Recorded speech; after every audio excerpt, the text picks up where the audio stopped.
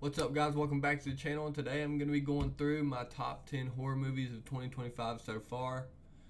I know we're not even halfway in the year yet, but we've already got a lot of really good horror movies, and I'm going to go through my top 10 favorite, going from least favorite to my favorite. And I'm going to just speed through the first couple because for the first few, I haven't seen them since they first came out, and they came out earlier this year. Honestly, I don't remember like the whole story. I've only watched them once. So, we're gonna go through. First, I got The Monkey. It's a Stephen King movie. Osgood Perkins and James Wan did it. I thought it was good. It wasn't a bad movie. It's just it felt a little dull to me. It fell flat. I just wasn't.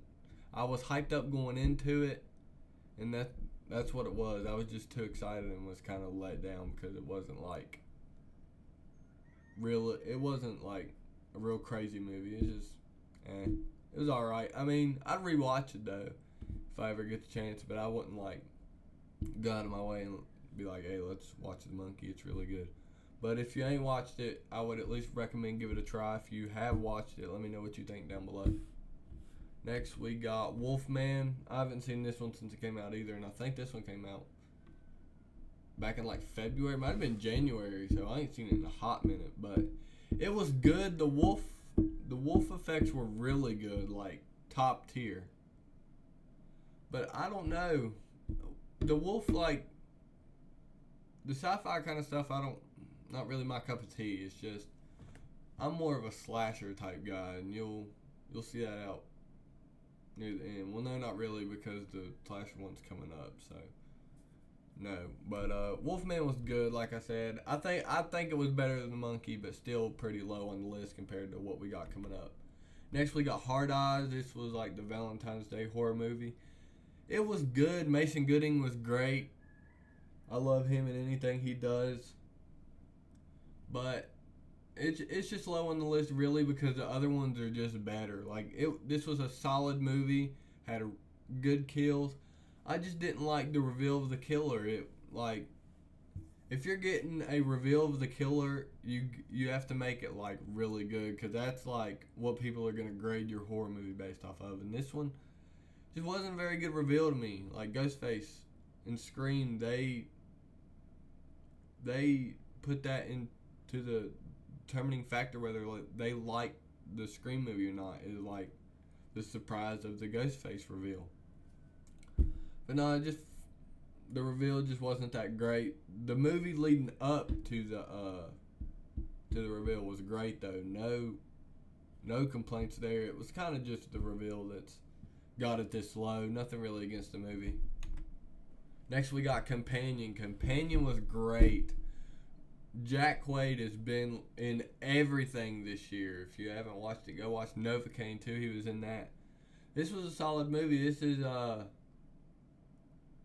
good to think because everybody's wanting to use AI. This is definitely a reason we shouldn't be making it into people. I seen a video where they was already having human AI. I don't think that's a good idea because they'll learn that they're smarter than us and they'll do exactly what she sounded. Well, she wasn't really trying to take over. She was just trying to get free.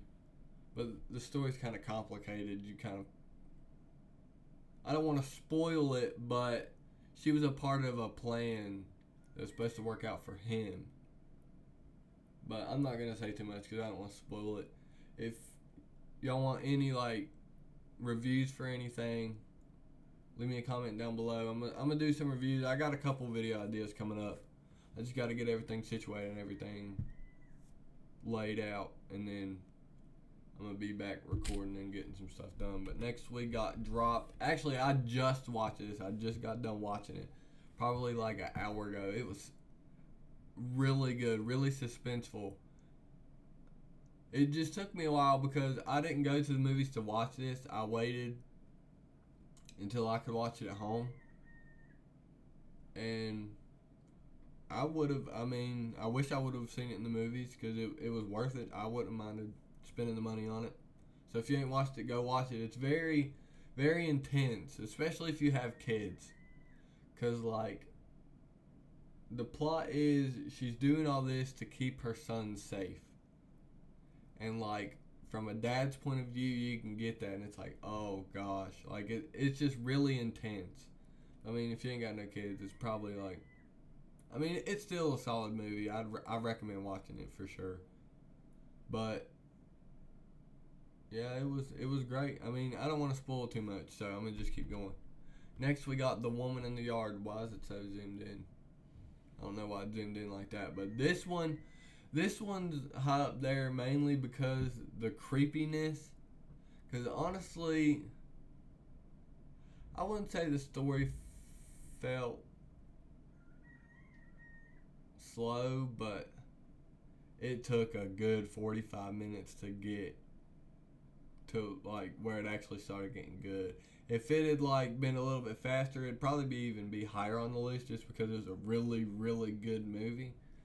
They just played it really slow, and I think that's what hurt it was the drag in the beginning. But like once it gets going, it gets going good. It's kind of, I seem to kind of think it was about grief. Like grief can take a toll on you. Losing somebody is tough, and they did it really good in this movie. Like whoever she is, the actor, she played it really good. Like she had lost her husband, so that's who she was grieving over. But she did 10 out of 10 performance. She has the two kids, and then the woman in the yard that pops up, as obviously. But no, it was a solid movie. Super scary. I wouldn't even say like, because what it kind of does is it was like making you think a jump scare was gonna come up, like usual predictability, like horror movies usually do. Like the music will get broad and it'll get like up close, but in this one, nothing happens. They don't like pay it off. They just like kind of ease you into it, think you're gonna get a jump scare, and then like no. But I don't know. I like that. I was like watching it through my fingers. I know something's gonna pop up, but it never did. So they played it really good. I thought it was solid movie. It's just beginning's just too slow. Honestly, this is probably one that you want to watch once and be done with, because once you once you watch it, you're not gonna want to sit through that beginning again because it's super slow in the beginning. It's super rough. But next we got, I had to wait so long to watch this. I probably watched this like 3 days ago. This is where I'm gonna get into it because I love Bill Skarsgård. Love everything he is in. So I was excited when this trailer out. I try to stay away from trailers, but I did watch this one. But even though I do love Bill Skarsgård, I like Pete Davidson more. And Pete Davidson was so good in Bodies, Bodies, Bodies. He would have done great right here. Let me just say, I don't know if anybody else is saying it, but I'm going to say it right here. Pete Davidson would have been great. Because, I mean,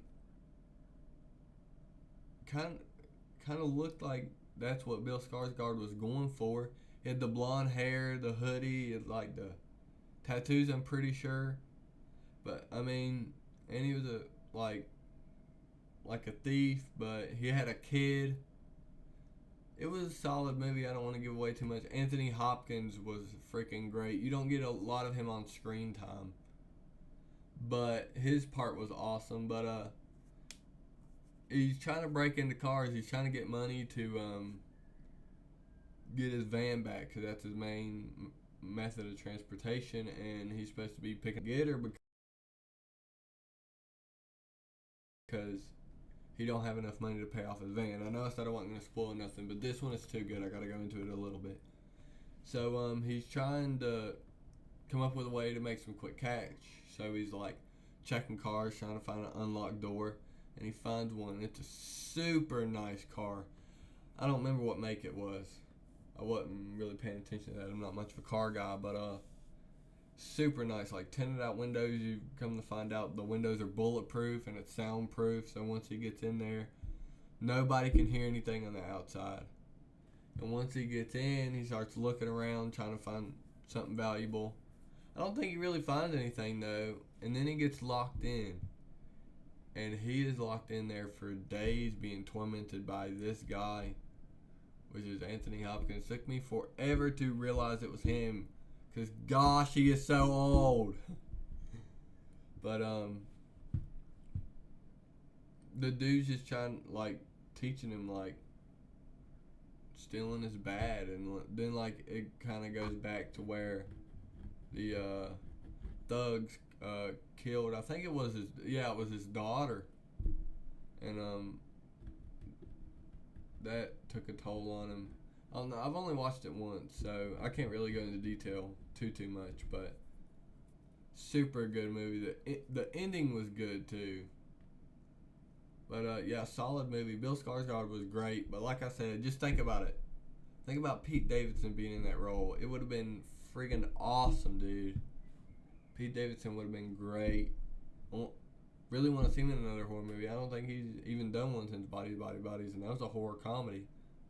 He's just good in anything he does. I'm a huge Pete Davidson fan, so I recommend him for that part for sure. Next, we got Until Dawn. This one just came out recently, like within the last week, and I went and seen it in the movies. Super good.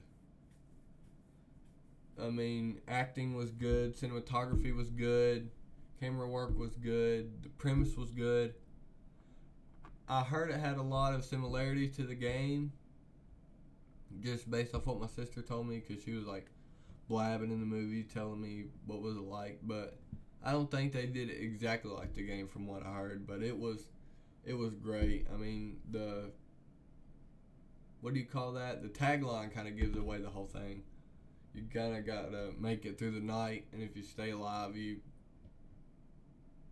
you can stay alive the whole night, you can leave. But you can't leave until you make it through the night.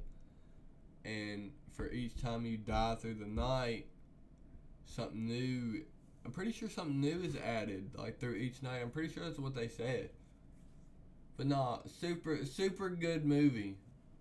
I plan on reviewing this one actually, because it was super good.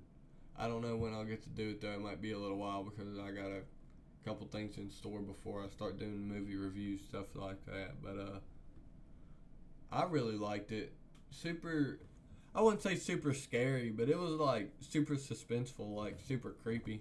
If you're not really into horror movies, this probably would be scary for you. But if you're like a horror fanatic like I am, it's just a solid movie. Honestly, it's just really good movie. And I mean, it's still out in the movies, so go watch it in the movies to get that movie theater experience, because it was really great. Next, we got Strange Darling. I know this didn't come out this year, but this movie was great. I had to throw it in here anyway, because I just watched it probably like 3-4 days ago, and like in the first few minutes, I was like, no, this is stupid. Because like they were jumbling up the timeline. I still don't get why they did that. But they didn't go from like beginning to end. They went from like one part in the middle to a part at the end to a part at the beginning to a part at the middle. It was just, they were flip flopping all different ways, and you really got to pay attention to really understand. But no, it was solid. Willa Fitzgerald, I think her name is great in this movie. If you don't know her, she plays Emma in the Scream TV series, and that's what I'm going to be covering next. Scream, the TV series, season 1, because I just rewatched season 1. I haven't rewatched season 2 yet. I'm currently watching it, but once I finish season 2, I will do a review on it. But Scream, the TV series, does not get enough love. I know they changed the mask. Some people don't like it. I think the mask is great. I'm not trying to like veer off subject, but yeah, it's awesome. I won't go into too much, because like I said, I'm going to do a video on it itself, but it's great. Love the premise. They do it really good. I always thought it would be hard to do like the slasher type stuff like that in a series, but the way they did it was great. Like, you really never know who the killer is. Like, each episode you're like, is it them? Or is it somebody else? And then they'll have you think it's somebody else, and they just throw you off. But Strange Darling was super good. Kyle Gallner's in it from Smile and Smile 2. Super good. He's great in everything he does as well. But yeah, just a solid movie, and like, it really surprised you in the end, because what you think is going on is really not what is going on. Like, it's something completely different. I won't go into too much because I don't want to spoil it. even though it's pulled Locked, but Locked was different. Locked was great. But Strange Darling is a great movie too. It came out in 2023. I know I said 2025 movies, but it was just super good movie. I want to throw it on here because I just recently watched it. Next week, this is the last one. Bro, I just watched this last night as the time I'm recording this. I'm recording this on May 1st. And it might be a little biased because Jenna Ortega's in it. And Jenna Ortega is the best actress of all time. She is the number one person in any movie you could ever watch. In anything. She's great. And I didn't think I'd like it just because it was about... I figured it was going to be about unicorns, and obviously it was. But no, they still did it really, really good. Like, they were trying to find a cure for this old guy that was dying, and they found one thing that I think it was like the power from the unicorn's horn or something like that. And they end up like making him young, and he wants to like mass produce and make a fortune because that's what business people do. They want to make money. And Jenna stands up and she's like, no, this isn't right. And of course they don't listen to her because she's kind of like playing the teenage kid of Paul Rudd, which by the way, didn't know they would work so good as a duo. Jenna Ortega and Paul Rudd, great together. The chemistry was awesome. But solid movie. I mean, the kills, oh my gosh, the kills were gruesome. Like, I was not expecting a movie about unicorns to be this freaking gory, dude. But no, these unicorns go ham. Go ham on these people. I mean, with good reason, too, because earlier in the movie they kill, I guess it's like their unicorn baby. I don't know. She says they're a unicorn baby, so I'm guessing it's the unicorn baby. And they pay for it, every last one of them. It's got the little boy from We're the Millers. He's all grown up, and bruh, it's crazy seeing him in this now because he did a killer job in this movie. Like he had a great part up until he got dead. But solid movie, like I said. This one's probably my favorite of this year so far. So, and we still got quite a few ones coming up too. We got the new I Know What You Did Last Summer. We got new Five Nights at Freddy's. What else do we got? Oh, I still haven't watched Sinners yet. There's a couple other movies. I don't know why Final Destination Bloodlines. That one's a big one. I might do a trailer breakdown soon. I don't know. Let me know what y'all want to see me do. I got a lot of ideas. I just got to figure out what I want to do. I'm going to start uploading a lot more. I know I've said that before, but I'm going to really try to do it this time. Try to see if we can get to 1,000 subs. We was making progress, and then I flaked off again. But no more. We with it this time. So, if you enjoyed this top 10, leave a like, subscribe, comment down below what you want to see me do next. And thanks for watching.